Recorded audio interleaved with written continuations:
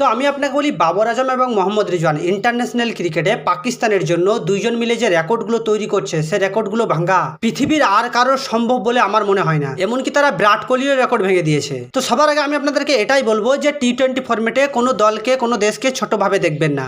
কেননা আপনাকে বলি টি-20 হচ্ছে একটা প্লেয়ারের খেলা।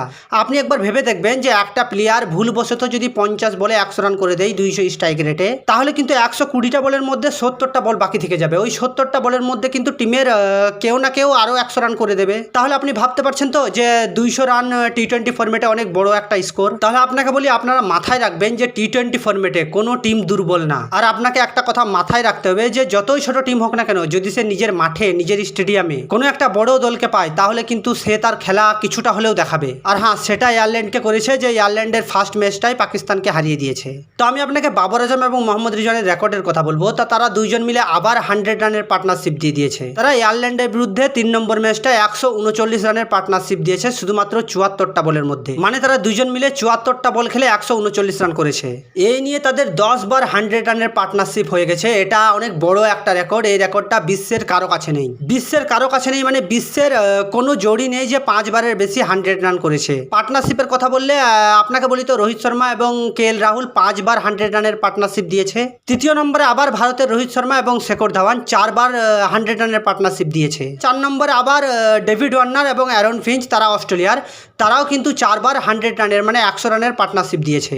এই লিস্টে সবার ফার্স্ট আছে মানে 1 নম্বরে আছে মোহাম্মদ রিজওয়ান এবং বাবর আজম, যারা 10 বার 100 রানের পার্টনারশিপ দিয়েছে। তাহলে আপনি বুঝতে পারছেন তো যে KL Rahul, Rohit Sharma, Shekhar Dhawan, Rohit Sharma, Aaron Finch, David Warner, এরা সবগুলো মিলে যা কিছু করেছে তার দ্বিগুণ করেছে বাবর আজম এবং মোহাম্মদ রিজওয়ান। তাহলে আপনি বুঝতে পারছেন তো যে বাবর আজম এবং মোহাম্মদ রিজওয়ান যে পার্টনারশিপের রেকর্ডটা বানিয়েছে, আমার মনে হচ্ছে না যে বিশ্বে কোনো রকম পার্টনারশিপ আসবে যে এদের রেকর্ড ভেঙে দেবে। কেননা এখনো তারা অনেক টি-20 ফরম্যাটে অনেক টি-20 ম্যাচ খেলবে। কেননা বাবর আজম এবং মোহাম্মদ রিজওয়ান তারা দুইজন মিলে 10 বার 100 রানের পার্টনারশিপ করেছে এবং 23টা 50 করেছে। আমি যদি আপনাকে তাদের রানের কথা বলি তো তারা দুইজন মিলে 3095 রান করেছে এবং 49.12 এভারেজে। আর সব থেকে বড় কথা হচ্ছে যে বাবর আজম এবং মোহাম্মদ রিজওয়ান তারা 23টা 50 করেছে, যেটা অনেক বড় একটা ওয়ার্ল্ড রেকর্ড। মানে বুঝতে পারছেন তো, দুনিয়াতে কোনো জোড়ি 16 বারের বেশি 50 রানের পার্টনারশিপ দিতে পারেনি। যেখানে বাবর আজমের পার্টনারশিপে 10টা সেঞ্চুরি এবং 23টা হাফ সেঞ্চুরি করে বসে আছে তারা দুইজন মিলে।